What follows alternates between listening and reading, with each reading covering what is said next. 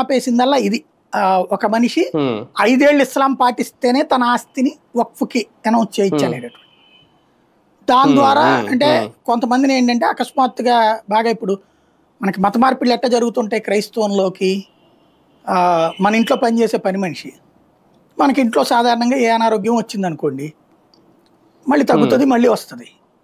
వీళ్ళు క్రిస్టియన్ అనుకోండి, 4 రోజులు పోయాక మా మతంలో అయితే ఎలాంటి అనారోగ్యం ఏం రాదమ్మా, మా దేవుణ్ణి నమ్ముకోండి అమ్మా అని చెప్తారు. ఇట్లాగా ఒక సైకలాజికల్ టైంలో వాడతారనమాట. పెళ్లి ఆగింది, అదే మా దేవుడి దగ్గర అయితే ఎట్టు ఉండదు, మా మతంలో అయితే ఎట్టు ఉండదు, మా దేవుడిని నమ్ముకోండి మీకు తగ్గిపోతాయి అనే సమస్యలు. ఆర్థిక సమస్యలు పరిష్కారం, ఆర్థిక సమస్యలు పరిష్కారం అయిపోతే వీళ్ళు వచ్చి పని మనిషికి 100 దగ్గర ఎందుకు చేస్తారు బేసిక్గా. కానీ అది అంగీకరించరు వాళ్ళు. అసలు ఇంట్లో పని వచ్చింది నాకు ఆ దేవుడు వల్ల అంటారు. కాబట్టి అదొక సైకలాజికల్ ఫీలింగ్, ఇంకా దాన్ని ఎవడం ఏం మార్చలేము. అట్లాగా గబక్కన మారినటువంటి వాళ్ళ చేతన ఆస్తులు రాయిపిచ్చేస్తున్నారు వక్ఫ్కి.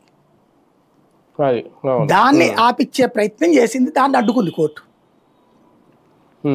అంటే ఇప్పుడు కొత్తగా ఏదైనా ఆస్తి ఇది వక్ఫ్దే అని గనక అంటే ఒక అధికారి నిర్ధారించే లోపు వక్ఫ్ మండలి ఇది వక్ఫ్దే అని ప్రకటించేయడం అనేది ఇప్పుడు కుదరదు.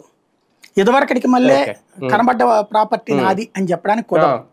ఇప్పుడు చాలా చోట్ల ఎట్లా జరుగుతుంది అంటే, ఇప్పుడు మీరు రోడ్ల పక్కన చూస్తారు, ఫస్ట్ ఓ చిన్న గోడలాగా కడతారు ప్రభుత్వ స్థలంలో, 2 జెండా